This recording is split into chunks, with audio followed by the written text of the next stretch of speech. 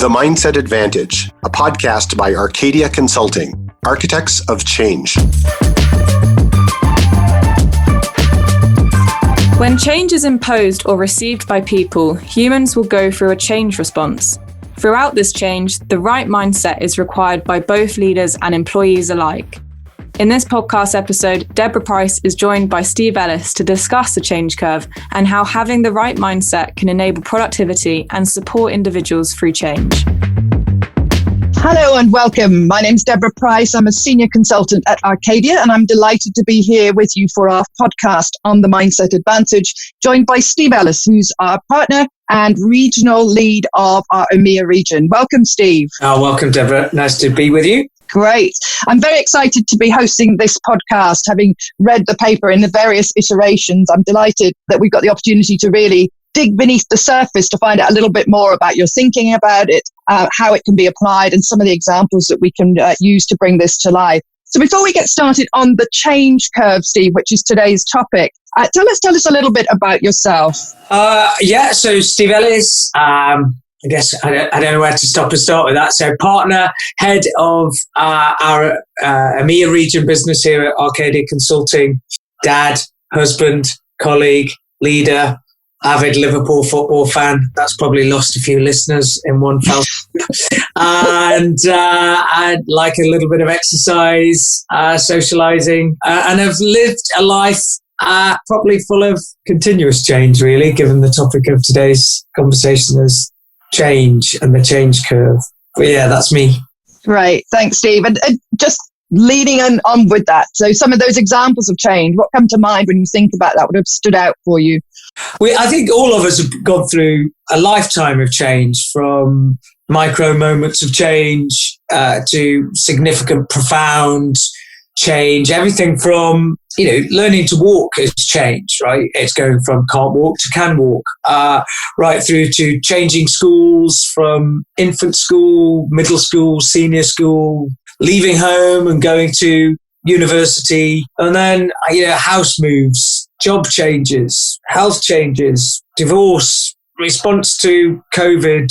I've changed organizations a number of times, changed relationships, families change, births, deaths, and a load. I'm not sure always where change stops and starts. It seems to be an amorphous life of continual change. But lots of changes. Yeah, we talk about living in a VUCA environment where that is, that constant change and ambiguity is there, and it does seem to have speeded up. So really interesting that you're really focusing in on what can we do? How can we empower leaders to be able to understand this process and then look at what can we do? Because I think sometimes we can feel a little bit helpless in the face of that change personally, but also how do we bring our teams through that? So can you talk us through the change curve model as a starting point? Yeah, I can. And you're right, actually, about this idea that leaders, organizations need some tools to refer to as they go through all of these changes, especially if they're trying to, expedite that change and make it work for them. And I've been studying, and I know you do too, and working with clients for many, many years on how we lead people through change. And indeed, our tagline is architects of change. So we've been working with lots of the top FTSE 100 and Wall Street businesses for many, many years. So one of the tools that I think is useful for leaders to understand is this thing called the change curve. And it was first developed in groundbreaking work by Elizabeth Kubler-Ross in 1969. So it's an old model, really, but still incredibly pertinent today in her seminal work on death and dying, which sounds a little bit uncomfortable for people, but actually it's then subsequently applied to organizational and social change and personal change. And in essence, the tool is to understand our psychological, emotional, and self-esteem responses to a change event. In the first instance, a sense of loss. So how do we receive change, whether that be a loss of predictable ways of working, a loss of status, a loss of a relationship. In her initial work, it was called the grief curve. So what happens to me when I lose somebody? So what happens psychologically when I'm on the receiving end of change? And then what's my ongoing reaction to that? Anger, frustration, disappointment, apathy, denial, those kind of responses to it. So how do I receive it? How do I react to it? How do I then subsequently choose to respond to that change? Do I go in on myself? Do I come out of my shell? How do I respond to that? And then to what extent do I drive change, my own change, as I become a slightly more active designer of the future? So in the first instance, it's almost a reaction. I receive it. It happens almost to me, which is arguably what happened 12, 14 months ago around COVID. How did I receive it? And then what's my reaction? What's my response? And to what extent do I drive change? And I guess there's a stage missing in that curve, which is I know it's coming. So the anticipation of change. So Elizabeth Kubler-Ross, change curve, different emotional, psychological, and self-esteem responses to events of any nature, small, medium, large, that happen in and around our existence, in and around our lives. And understanding that change curve and understanding that psychological response is useful for individuals because that can be empowering. It can also be a great way of accessing self-empathy. So understanding why you're responding in that way.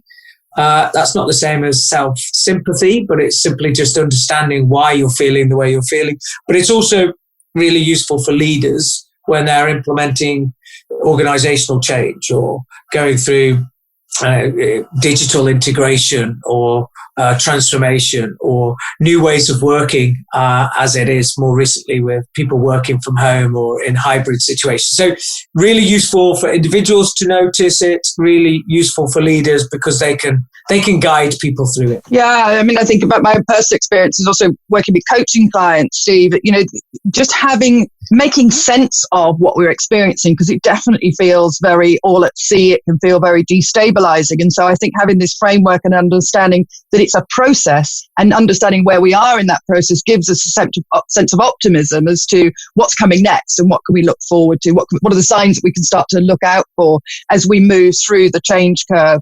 And also you talk about, the anticipation of change. Sometimes, we know things are coming and it's almost a relief when it happens. And then we go through the dip of the change curve again. So, there's a lot of emotions that are involved in this. And so when we think about it from a business perspective, how does it show up in terms of people's responses at work that, leaders can be looking out for? And what are the dangers of not addressing this? That's a really good question. And I like the language you use around signs. You said there are signs. I sort of think there are clues everywhere. There are clues in people's behavior, what they do, what they say, how they say it, how they do it. It shows up in their language that they use, shows up in their demeanor. So there are clues for people to notice both for themselves. I can observe myself. I guess people might call that emotional intelligence these days. But also I can be emotionally intelligent enough to notice it in others. And as a leader, I could probably do something about it. So in business, it shows up in, as I mentioned, new work modes, a new boss, a new system, new technology, new teams. Shows up when organizations go through major changes like acquisitions and mergers. Shows up in changing roles and responsibilities, changing hierarchy, changing status. Shows up in many different ways. And even though it might not be grief in the same sense that Elizabeth Kubler-Ross first established the on death and dying thoughts, it's still, the word suggests it's still about old, what once existed. And I think we've touched on it in previous podcasts around the neurology or neuroscience of that sort of says everything that my implicit memory once understood and could anticipate and behave with because it was familiar, well, that thing that is familiar is now gone. And that can send me into an absolute tailspin of worry, anxiety, can send me into a state of total lack of control or loss of control. What does that mean for my job security? What does that mean for my status? What does it mean for my reputation? What does it mean for my kids? What does it mean for my community? So it can often instigate a whole bunch of questions, often associated with loss and associated with fear and to some extent catastrophization. People are really in the unknown dark space.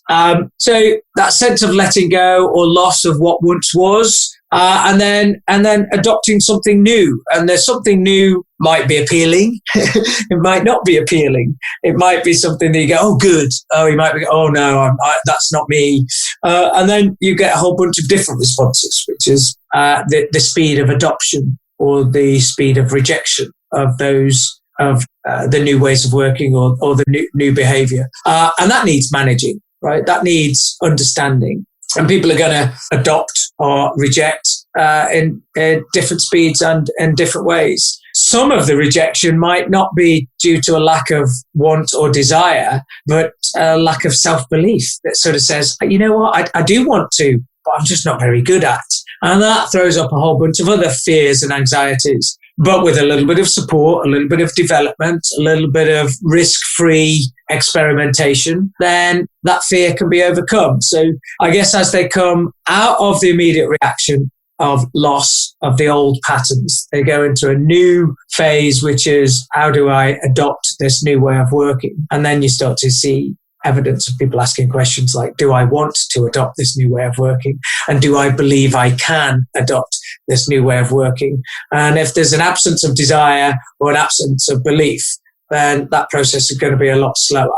At which point, people have to get the most appropriate level of support, look after themselves, be resilient, and get to a point where they both want and believe that this new behavior is helpful and useful, at which point we can start using different leadership strategies to help them grow, develop, acquire those new skills, acquire those new behaviors in order to be successful. But that first phase is all about whether they want or even believe that they can. And in that phase, leaders need to be very patient because they tend to want their teams to get to the hoo-ha, yes, we can kind of stage of change. And it's not as simple as that. And of course, the change will mostly be affecting the leader as well. And so therefore, they've got to manage their own process through the change curve. The team, the team, unfortunately, don't go through it all at the same pace. So it's like spinning plates, isn't it? Watching out for what are we noticing in terms of those micro behaviors that are telling us that people are at different stages. And it's not linear, the other piece, isn't it? The people, they get, once they're through a particular stage, then we're done with that. They might then loop back again. And I remember myself when Boris Johnson announced that we were going to come out of lockdown, in immediate sense of kind of relief, but followed very quickly with anxiety about what does that mean? What are we now going to bring back? That actually I've given up on. I don't want to do that anymore. So it's constantly changing. So as leaders, it's a really hands-on business of managing this change process. That's a lovely turn of phrase. It is a hands-on part of a leader's role and responsibility. It's a part of their business. We're often as leaders focused on the transactions of the things that we're selling or the things that we're producing or the things that we're processing through the organization. But it's as much our leadership role to be hands-on in leading people through change. It's a really good turn of phrase. Another observation, I think, around the change curve in business versus out of business that's worthy of mention is this idea of being okay with the feelings you're experiencing during the change curve. If you have, and this is terrible when it does happen, if you have just lost somebody, as it relates to Elizabeth Kubler-Ross's first iterations of the change curve and the grief of that, there's generally a sociological acceptance and level of support for somebody's psychological response to that grief. People sort of go, it's okay. And you can hear people saying, it's okay not to feel okay. It's okay to feel sad. And in business, so I think there's an impatience with how people might feel because in business, you've got these drivers like shareholder value and making sure revenue is maintained or business continuity is sustained, and that people are still delivering productive work. And that impatience sort of compels leaders to want to move on, almost want to move on past that grief stage. And I'd sort of caution, subject to the extent of change, I know, but I'd sort of caution leaders not to do that and to have a degree of patience, empathy, connection with your teams at an emotional level to understand what actually is going on in their minds. It will pay dividends. It will actually pay off in huge terms further down the change curve when you really want people to drive productivity. You really do want and need them to really peak perform. How they feel about how you helped them to deal with their grief or the change moment will actually pay off for you enormously. So in one instance, yes, it's okay to not be okay, and we're sort of empathic to somebody's grief. But in a business sense, we tend to lose sight of that, and I still think there's a space for it. And I think that, the conversation within a team of understanding this process and understanding where everybody is in that change curve, to normalize it in a way. And as you say, so that people don't feel that they're doing something wrong or that there's something wrong with them, that, they're going to get through this, and understanding where everybody in our team is so that there isn't criticism or, a sense of making the team even more disparate when we're going through change. We need to be even more cohesive. So making sure we have time for this level of understanding is a really good investment and an absolutely critical piece. Yeah, totally. Is there a place for simply letting the change curve run its own course then? And what will happen if we do? So just think about last year, we were all thrown into immediate change with, work from home suddenly hit us. We weren't used to dealing with a pandemic before. Hopefully we'll be better prepared next time. But there were, massive change was going on in a very, very concentrated period of time. Some leaders and organizations may have, sat down with the change curve and worked it out, and some people might have just fumbled their way through it. I certainly know that from people that I was working with, there was a big response from leaders about how much they pulled together as leaders. And often leaders talked in the past about, the loneliness of leadership. And during this, I think it helped that they came together. To what extent do we need to architect this, and to what extent is it okay, and when is it okay to let it just run its course? What a great question. Is it okay to let it run its course? Yes, it is, until it's not. It's almost everything's okay until it's not okay. So let's explore that. People are experiencing the change curve probably every day, right? And for most part, we don't notice it happen, right? You get stuck in traffic. I think I used this analogy on an earlier podcast. You get stuck in traffic. Well, there's a change. You are anticipating that you get from A to B in a certain amount of time, following a certain strategy called going down that particular road and turning left and turning right and getting to your destination. And then there's some road work. So your pattern of behavior is interrupted, and you start to lose something. You lose time, or you lose your space. You're not quite sure which way you're going. So people go through the change curve. They go, I've lost something. I'm going to grieve for what could have been. I could have been there in 10 minutes. It's now going to take me 30 minutes. But they, on their own, without any intervention, pretty much go through the change curve. They sort of go, oh, I'm angry about that. I've lost something. Oh, well, I'm sure I'll cope. What alternatives are there? Oh, actually, I've just put into the sat-nav system a new way of working or a new way of operating. Oh, and yes, I've now arrived and I can have a great conversation with my friend. Now I've got to my destination. So a 15-minute change curve right there. And they didn't need any intervention. Look, many times that a change curve will run its course, and it's okay to let it run its course. Unless, of course, the individual in the car went through an enormous state of panic or actually couldn't cope with all of that. So I think there's two watch outs for leaders as it relates to just letting it run its course. One is that some individuals can get stuck at any stage in the change curve and will struggle to move beyond a particular stage. That sometimes shows up in substantial changes, such as losing a loved one or losing a career direction or losing a relationship and you'll hear the phrase, they were unable to move on. Well, unable to move on as essentially they're stuck somewhere in the change curve. And I think at that point, it requires an intervention. So leaders need to observe whether anybody's sort of got stuck at any change in the stage, rather, in the change curve, and provide an intervention, some support, some help to help them move on or move through into the next change part of this of the change curve. I think the second watch out, which is a sort of chicken and egg dilemma, if you like, which is in business, of course, market share, competitiveness, wanting to win almost demands expediting people through the change curve. We actually want them to accelerate through the change curve so that we can become peak performing on the other side of the change curve and win in the marketplace. And that's true. The reason why I say it's a double-edged sword is because we can sometimes actually jump a few stages in our leadership behavior. And actually that's dangerous because it can often slow it down. So I think understanding the change curve, understanding the different interventions that leaders can put in place for their teams along that change curve, whilst requiring effort and requiring time, will ultimately save time.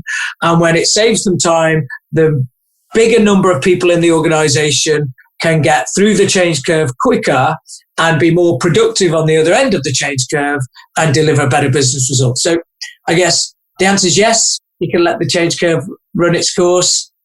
And I would invite leaders to notice when anybody gets stuck.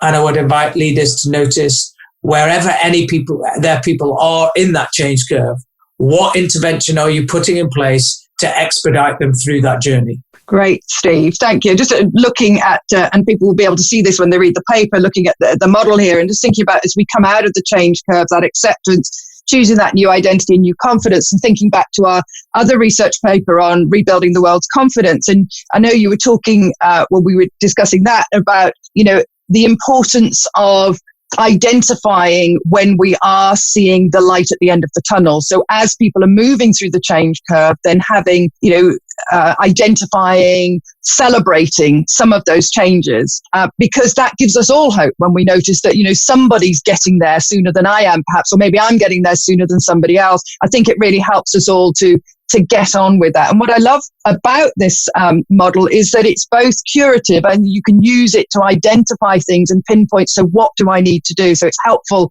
as a bit of a compass, but it's also preventative. So we can anticipate what's going to happen. We can talk the team through that in advance. Do you want to talk a little bit about those two kind of dimensions to it and how leaders can use it? So it almost goes back to the previous question. Can we just let the change curve run its course? Yes, we can. And it's okay until it's not okay to do that. What I've noticed is when leaders are good at understanding the change curve, understanding how people are feeling and responding to change, and putting the most appropriate intervention into their journey of change at the most appropriate time, two things happen. One is that it helps with this change. Whatever change they're currently going through, it helps. It helps people feel better, feel stronger, feel able, feel more capable, and actually helps them to deliver better productivity and better results for this particular change, whatever that change might be. What I also notice is the lessons learned from that change journey, the strategies learned from that change journey, actually help in anticipation of the next change journey. So we get through this change, we're way more productive, and we've used various mindset advantage solutions along the way. We put in those strategies. And then 12 months from now, 2 years from now, hopefully there won't be another pandemic, but there'll bound to be another change agenda of some sort. And I want you to imagine hundreds of thousands of people or 10 people or 20 people in your team who are about to experience this next change. And as they're about to experience this next change, I would hope that some of them are thinking and having a mindset of, hey, we learned a load of strategies last time. We could probably use the same strategies next time, and it will actually help us to be more efficient, more effective in going through the next change. So curative, yes, because it will help with this change. But when leaders execute it really well, actually there's some hardwired memory. And their hardwired memory helps them with the preventative damage that might be caused by the next change. They almost feel slightly more optimistic, with greater degrees of self-belief, and have some strategies to refer to for the next change as well. So that's what I mean by curative and preventative. Brilliant. Thank you. And building up on those reference points, and of course, building mental resilience moving forward really helps to build that strength within the team, which is brilliant. If you think about how organizations deal or have dealt with change in the past, I think that there's been quite a sea change in the last year with COVID. I think people tended to see this as being, in the realms of the HR department. It's their job to kind of look after this. What do you think? Do you think it's an HR issue? Do you think it's really beholden on business leaders to step into this space now? Do you think that's temporary? Do you think that's permanent? An awesome question again. Yes, it's HR's responsibility as it relates to organizational design, as it relates to enabling leaders with their own leadership development, as it relates to some overarching cultural dimensions of change. I think that HR plays a role, and increasingly, especially in slightly larger organizations, HR can still be removed from the team. And I believe that the intimacy that a team leader has, a supervisor has, a manager has, an executive has, a leader has, with the individuals that are actually experiencing the change, that actually comes with a responsibility or a duty of care, as well as opportunity to actually expedite and speed up and enable and help and support people through a change response. So yes, leaders, HR plays a part. Increasingly, I think business leaders, as part of running the business, who are driving value for their clients, and they're driving value for their clients through change, need to be aware of the change curve, need to be aware of the mindset strategies and mindset advantages they can put into and develop for their team members to help them deliver that change and ultimately deliver value for their clients. So if leaders are interested in value creation, then they should be interested in change leadership. So HR can continue to provide that supplemental support, but really this is a real golden opportunity for us within our teams to develop that intimacy and really show that caring that's going to stand us in good stead going forward for future change as well. And of course, we're heading into future change as we start to come out of the current restrictions, and now we're going to go into the unknown again because we've got used to working from home. Now we're going to go into a hybrid. Lots of organizations are not just simply going to take the clock back and have everybody come into the office. We're going to have a lot of change and disconnects, I suppose, as we've got this hybrid situation that's coming up. Yeah, and it's interesting. Something you mentioned at the top of this podcast, which is true and not to be dismissed, is the challenge leaders have, and I think leaders have done a fabulous job generally during the COVID crisis, is they're also going through the change. And the presupposition over the years, my 30 years, is leaders have been there, seen it, got the T-shirt. So therefore, they're okay. And therefore, when change happens, their response is immediately a good one. And they just have to be parental to the organization. They just have to take care of the organization, but they need to take care of themselves as well.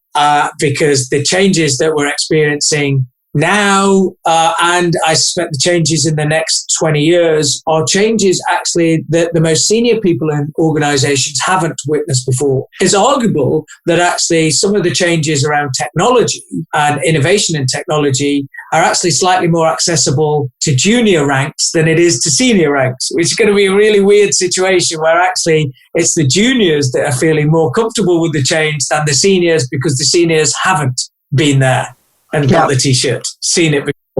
Which I just think that's going to be a fascinating period of leading change, which is why we're witnessing a lot of reverse mentoring in organizations where actually junior ranking officers and managers and individual contributors are actually coaching and mentoring seniors. And I think that's, when you think about what are they actually doing, they're actually leading their seniors through change, which I find really amusing. as well as interesting and useful. So yeah, I think we're going to go through, and we'll continue to go through, continuous change of different scales, whether it's hybrid working, or whether it's a continued digital transformation, or whether it's a move to sustainable business operations. I can't see the demand for and the need for change stopping or even slowing down. I expect it's going to accelerate. So it becomes even more important, even more relevant for leaders to understand how change happens to them as individuals, how it happens emotionally and psychologically for them and for their teams, and in order to win, actually, in order to be successful in that change for their organizations, to be able to take people through it. And I'd also add that this change agenda, it's a people thing, it's a family thing, it's a team thing, it's a relationship thing. Yes, you can put some institutional processes in place. But what we're talking about as it relates to the change curve is somebody's feelings, somebody's psychology, somebody's self-esteem. And it's going to be very difficult to get somebody who's struggling with their psychology and self-esteem to be a peak performer. So it's important that our leaders enable that peak potential and enable that peak performance by deeply understanding people's psychology, people's feelings and people's self-esteem, and whether they can help them with that in order to drive productivity and performance. So if anybody's listening to this through a corporate lens, if you want to win, if you want to be successful, then actually that means taking people through that change curve quicker than your competition. It's going to be very difficult to do that if you don't even understand the change curve. If people are listening about this through the lens of family and friends, it's still useful to understand the change curve in order to help them through that journey. If people are listening to this because they themselves are going through change, it's useful to understand that change curve so that you can actually understand yourself and help yourself. Fabulous, Steve. Thank you. I think, very thorough exploration of the change curve, and I know it'll come up in future sessions on the podcast around the mindset advantage.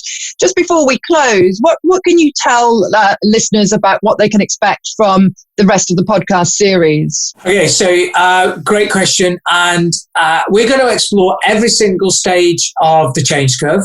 And over the next series of podcasts, we'll be exploring 7 mindset advantages. So we'll be talking about what leaders can do when their teams are anticipating change. So before change happens, what can leaders do to give their teams the best, most resourceful mindset ahead of change?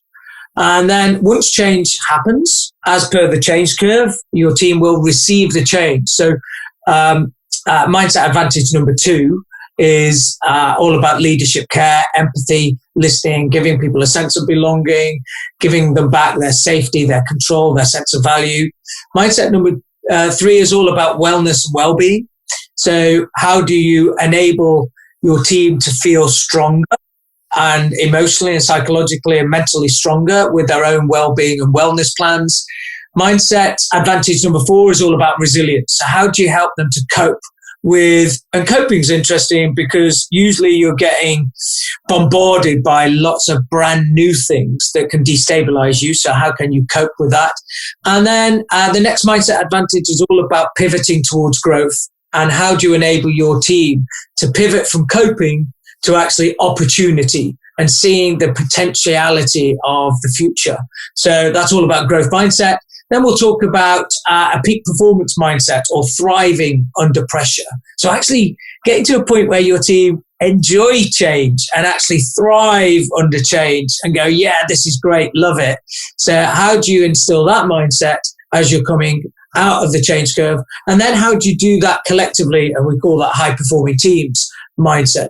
So the next series of podcasts will be taking us through that change curve, taking us through those 7 mindset advantages, and providing listeners with important, critical, but easy to access strategies and ideas and tools and techniques that leaders can use to actually put those interventions into their change process, and put those interventions into their change process at the right time.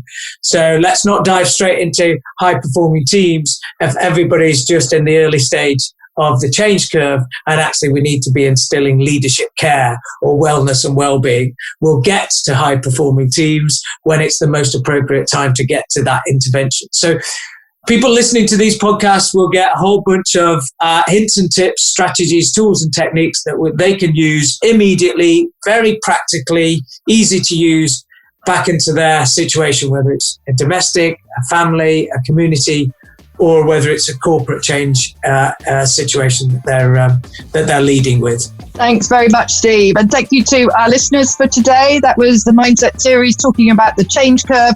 And we look forward to seeing you on our next podcast. Bye-bye. You've been listening to The Mindset Advantage. Follow Arcadia Consulting on social media platforms to stay updated.